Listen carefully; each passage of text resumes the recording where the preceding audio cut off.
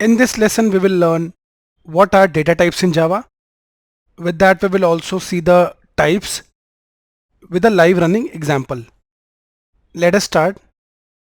So data types in Java are building blocks of Java programs.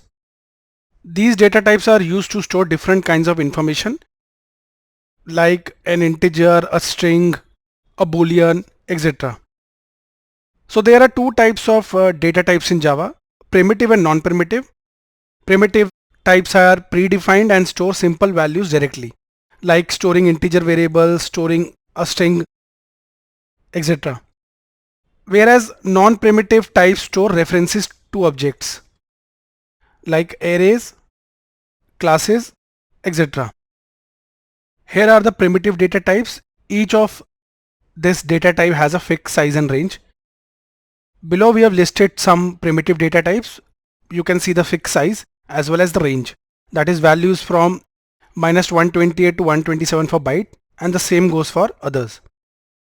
Here we have integer also. You can see the difference between short and int. Short is obviously having a lesser range size than int. So short is 16-bit whereas int is 32-bit. For long, it is obviously more than an integer. It's like a long number, long integer. So it is 64-bit. And integer is 32-bit, that is less than long. Then you have float and double to store float values. Okay, obviously double also stores float values, but it has a range more than float. Char is for storing character and boolean represents true or false values.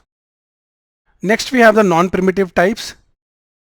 So these types do not store values directly but hold references to objects in memory. So here are the types of non-primitive data type. String, which is a sequence of characters like your name. Array is a collection to store elements of the same type, like storing integer elements or storing string values. Classes are like blueprints for objects. We'll see it in the upcoming lessons. Interface is used to define contracts for classes to implement. Now let us see an example to work with some data types. Let us start. Here is a VS Code. We already created the Amit Java project and now we have a demo4.java file. Okay, we already ran all the above three programs and we generated class files also. So when we will run this program also, a class file will generate.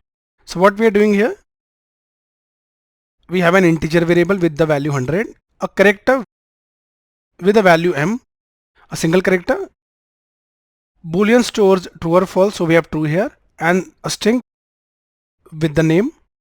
Okay, and in the end we are just printing it. So these are like showing primitive data types. Non-primitive data types we'll discuss in the upcoming lessons one by one. Let us right click and run code. Here it is. We printed the integer, character, boolean and string values using the data types. So guys, in this way we can understand data types in Java. We saw the two types and also ran a program. Thank you for watching the video.